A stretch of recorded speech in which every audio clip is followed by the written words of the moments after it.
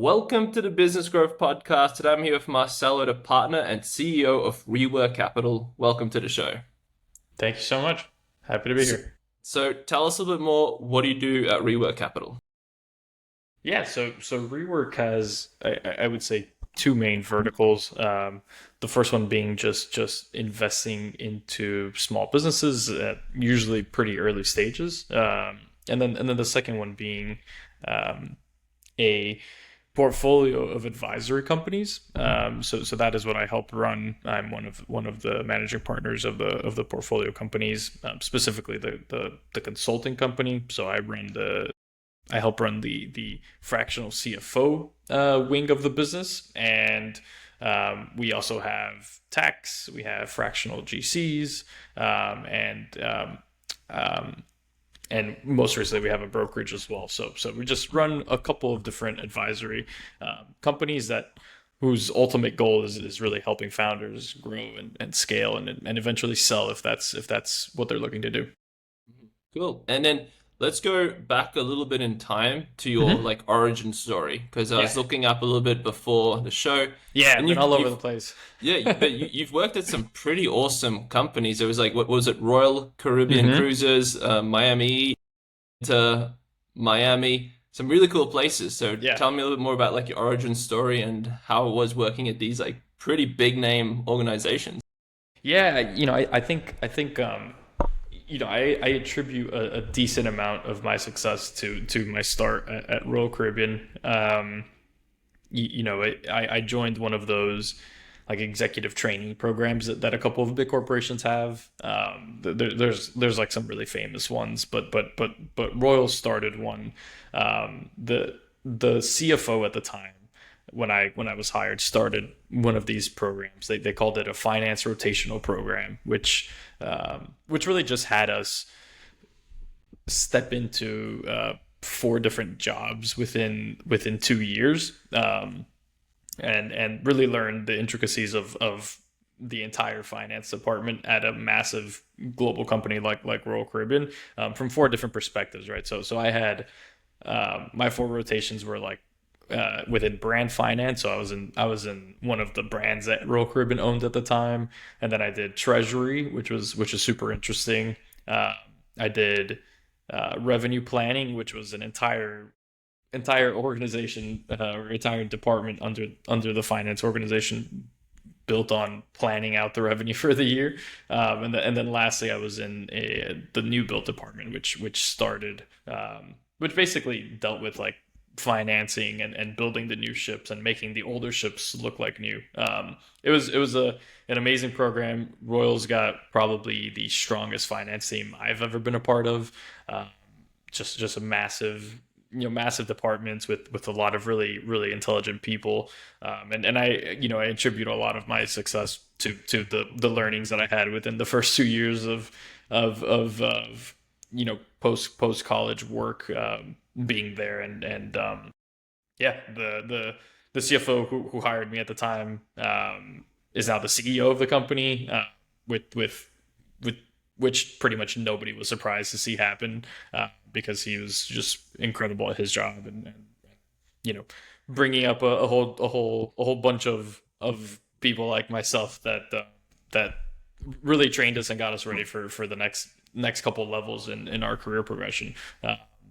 From there, I did a couple different stints in the Miami sports scene. So started with Inter Miami, which is where I met my current business partner, Alex. He was the COO and CFO at Inter Miami. And then I did a quick stint at the Miami Heat as well, working on things like the renovation projects that they did, and some of the other name change projects that they had, when they were switching names from, like, I think it was like the American Airlines Arena at the time, and it changed to the FTX Arena, and then it changed to Kaseya Center. So working through those like name change projects and other cool projects like that. But both really awesome organizations, different in their own regards. Was it was great to see like the evolution of my career throughout those different organizations as well.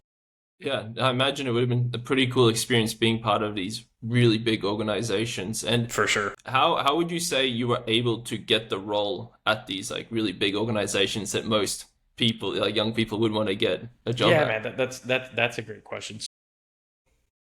The role Kerbin one was just right place, right time.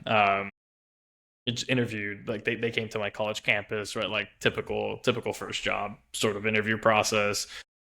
Met with a guy named Chip, which was I think probably the best recruiter I've ever dealt with in my entire career, and he was just super helpful.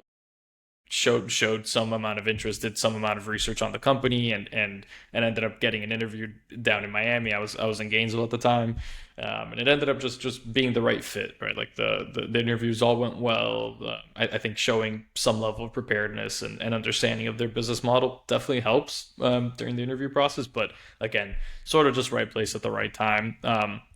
All of the other subsequent moves after that one were sort of I think and I actually met my wife at the Royal Caribbean Right. program. She was in the program as well, and one of the one of the things that we joke around about because we've made a bunch of moves throughout our careers. Some of them were on purpose, some of them just happened to happen, or the moving out of Royal Caribbean was mainly because of COVID, right? Like my department that I was working at was an extremely capital intensive department. It got decimated during COVID.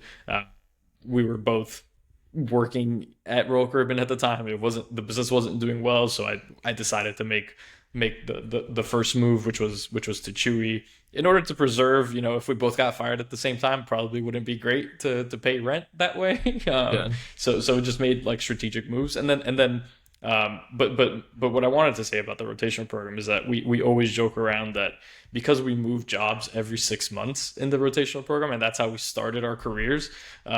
We got into this habit, and it's kind of why I think I enjoy the consulting work that we do so much. We got in this habit of showing our value really quick, right? Like when you only have 6 months in one department, you really want to find something that you can tailor and something you can fix or something you can improve within those 6 months so that you could leave a lasting positive impression. But also we got used to like, hey, in 6 months I'm gonna get a new job, a new boss, a new everything. So we got used to that like being normal, and so a lot of our friends joke around that we've jumped through a lot of jobs since then, and we attribute it primarily to our start of our careers of just finding it normal. But yeah, to answer your question on the how to land some of those jobs, I mean, I think the best advice that I've given people, young in their careers looking to make those moves is to always shoot for higher than you think you'll land. And a lot of it I just attribute to just sheer dumb luck. Others was like I took the right risk at the right time and it paid off, right? Like I was I was at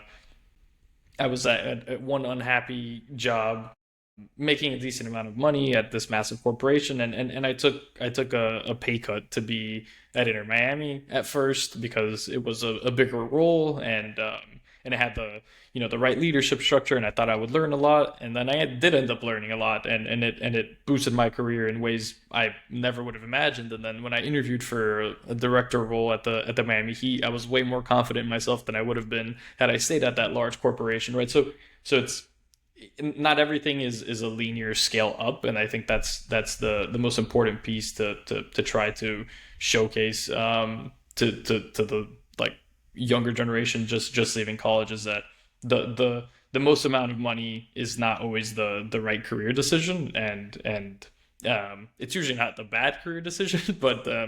there are different paths to get to the same end goal. You just have to find the right one.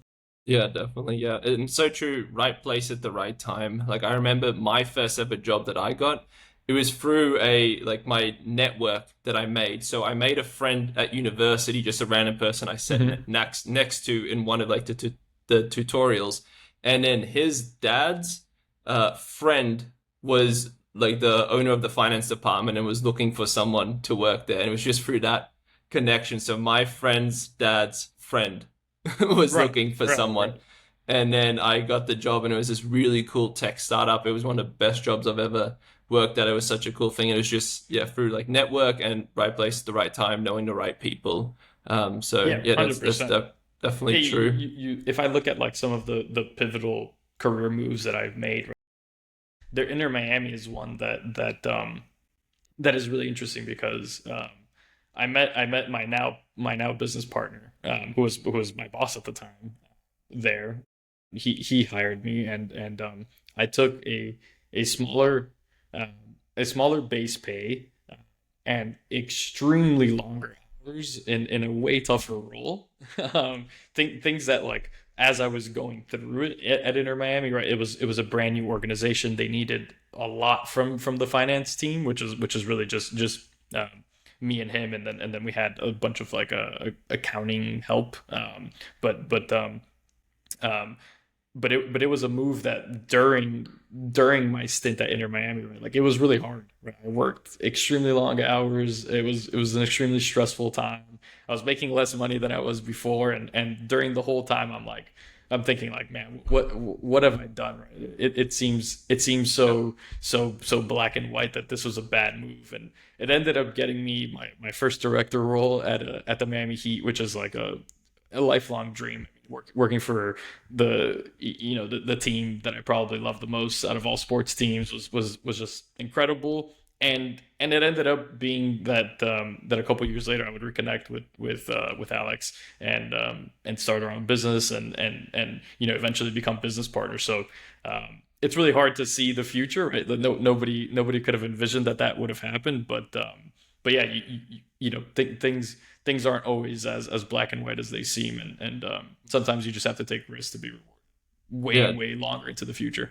yeah, definitely. It's like Steve Jobs says, you can only connect the dots looking back. It was like at university, he took a random class for Mm. like calligraphy, and in that calligraphy class, he ended up using for the writing and everything with the all the like Apple stuff that he did. So it was really interesting.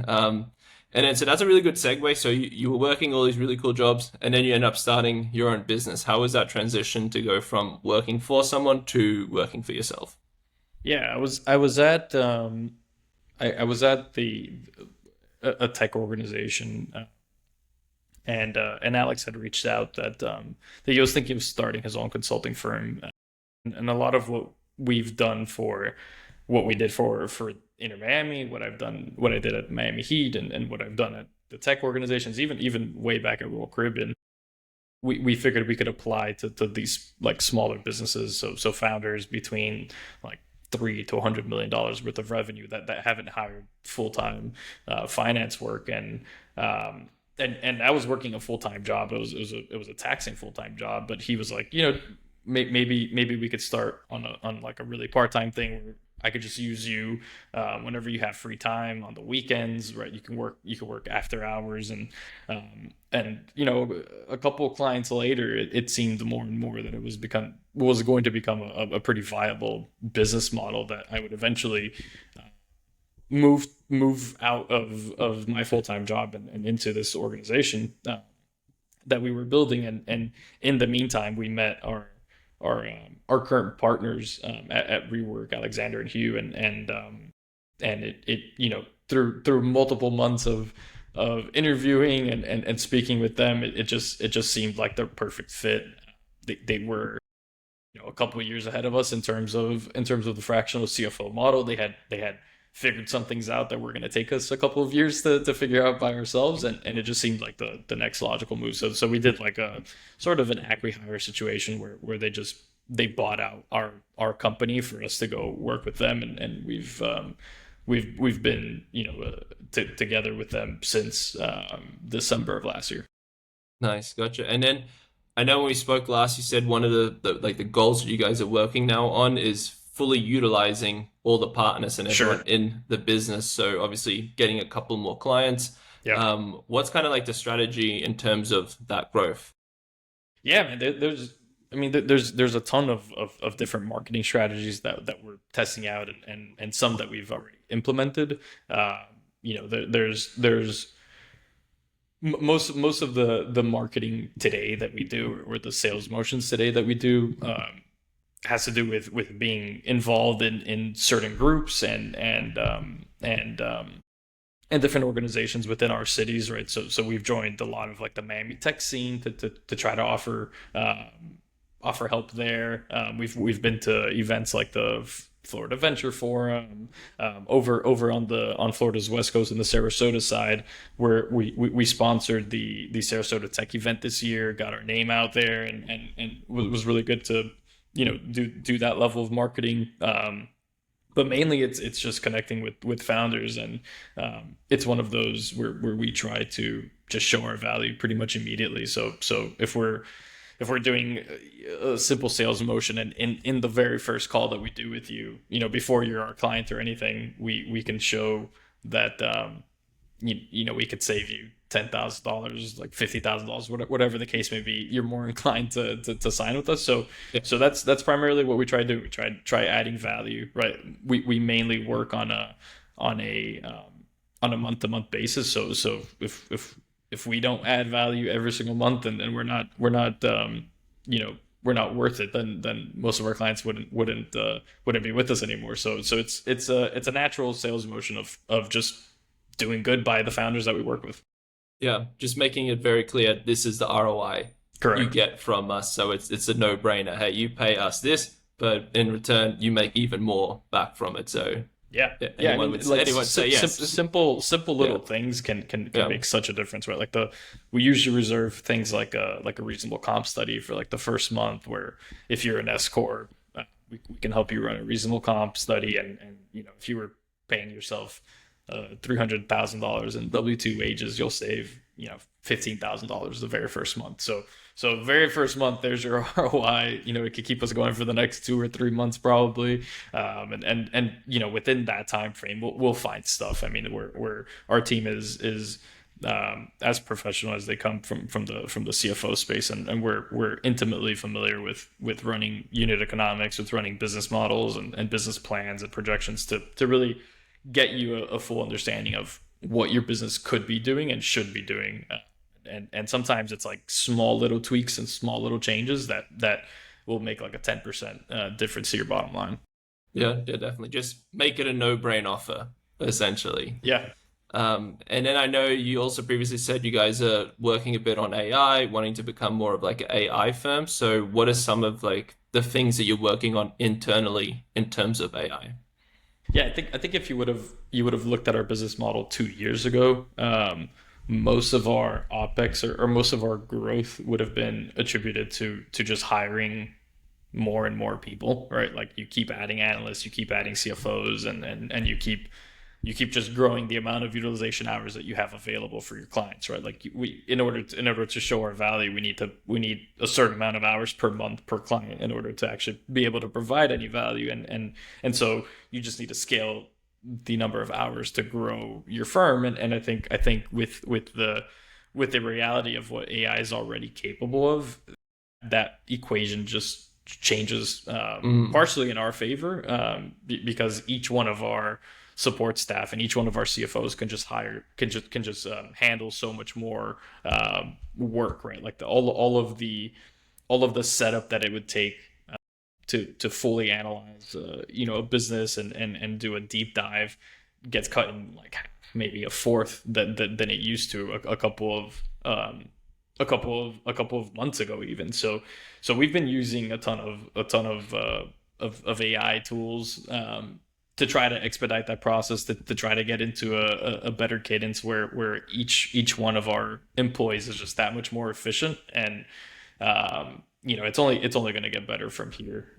So I think we're definitely one of the more AI native finance consulting firms, I would say, in the sense that we use it in pretty much every aspect of our day to day.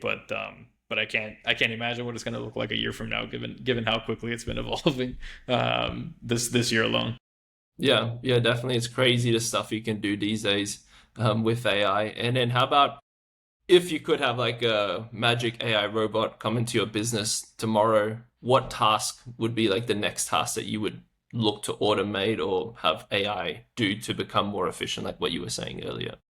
Yeah, I think for me, because I enjoy the finance work, the parts of the finance work that are cumbersome or take a while to set up, we've kind of already automated with AI, right? So like setting up your model, understanding your business economics, analyzing like customer profitability, most of that stuff AI can handle pretty well nowadays.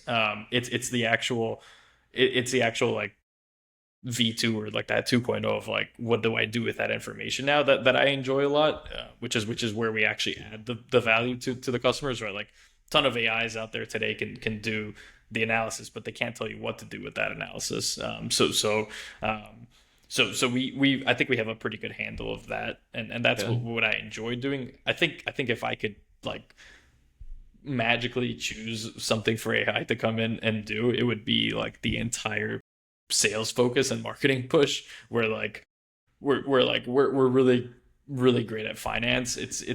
I'm not sure that we're as honed in on like the entire sales cycle in terms of like what we should be doing with our website, what we should be posting on LinkedIn, how we should be posting, how we should be reaching out to clients. Like I think the entire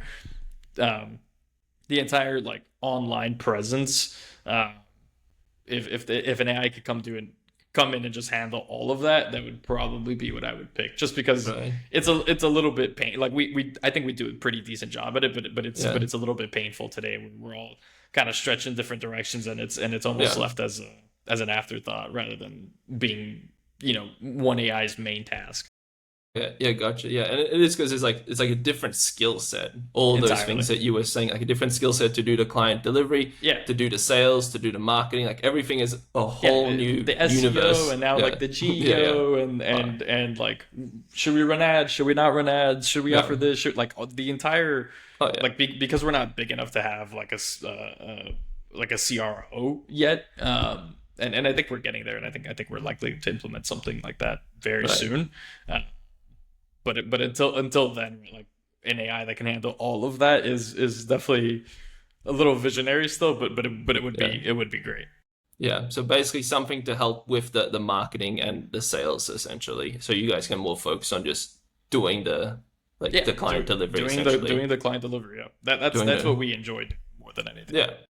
Yeah, yeah, definitely. I know we're starting to run out of time here. It's been awesome conversation so far. So how about let's finish on what would you say is like the biggest piece of like advice or thing that you learned from working at these really big companies to then starting your own business? What would you say like helped you the most to then end up starting your own business or something that you learned from it? Oh man, that's a good question. I think the biggest correlation or the biggest thing that people within those big corporations don't really think about as far as being a business owner and starting your own business is that you can you don't have to wait for someone to tell you to start acting like a business owner. And I think that's um, you really only see that when you're a business owner and you have employees who act like owners. But Yeah. within your current organization, no matter how big, you could think and you can act like a business owner, and you'll shine amongst your peers because most people working, I wouldn't say most people, that sounds wrong. That I have no evidence to back this up, but I would say if you're acting and making decisions and working as if it was your literal equity and your money, Yeah. you'll not only prepare yourself for when you do eventually make the exit to become an entrepreneur, but you'll do way better than everyone else because the feeling is that people in these large corporations are mostly there to because everyone needs a job, right? And so the employees that have that drive to like grow the business and ask the right questions way above their pay grade, like from a business owner perspective, you couldn't ask for anything more, right? It's never too early and it's never too late to start acting like the business owner in your own corporation and Yeah. learn learn all the intricacies of owning a business, from the safety net of a nice cushiony W-2 job. Yeah, that's so true. Yeah, and that was one of the things I would always say to my employees, and I would just be like, imagine like this is your own business inside my bigger business. Hmm. So like the more you do well with this, the more other things I'm gonna give you, the more like compensation you're gonna get. So really view it from like this is your little business inside my business. And then I would also usually ask questions like, what would we need to do for you to treat like this like my business as your baby and as your Right. business as well. And then it is like you said, it changes that mindset from an employee mindset to a business owner mindset, which Yeah. is just going to think a lot more outside the box as opposed to just okay, it's another day on the job, do the same thing as I always do, don't Yeah. question why I do it like this, don't think of other ways to Yeah. keep growing the Exactly. business. Yeah, Exactly. yeah, I think that's super prevalent in like the FP&A space at large corporations where you'll have like one director of FP&A for one brand, one director of FP&A for another brand, and they're like they'll argue over like how to classify an expense because like they're in charge of their P&L, right? And it's like they're yeah. thinking inwardly of like, well, my P&L is gonna have this. I budgeted for this. I didn't budget for that.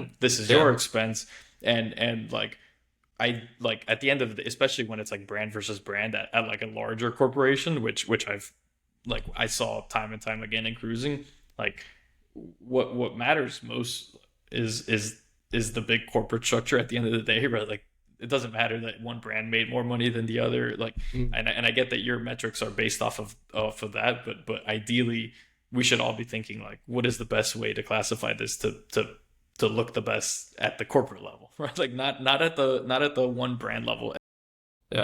and that sort of like overarching um, uh, ownership mindset is the one that's really hard when all of your KPIs are exactly how either you are performing or the the direct P&L item that you're Yeah. in charge of is performing, and it's like you can't really teach that. You just have to go through the motions and learn it. Yeah, 100%. Well, we could keep going a lot longer, but I want to be conscious of your time. So where can people go to like learn a little bit more about you and the things that you guys do? Yeah, I mean, you can find me on LinkedIn. I think, right? I don't know. Maybe my LinkedIn is busted, but if not, you can Yeah. find me on LinkedIn, Marcelo Abeno, or if not, you could find us on Rework Capital is our URL. Yeah. All right. Awesome. Well, I appreciate you coming on. You guys have been listening to the Business Growth Podcast. Until next time, keep growing.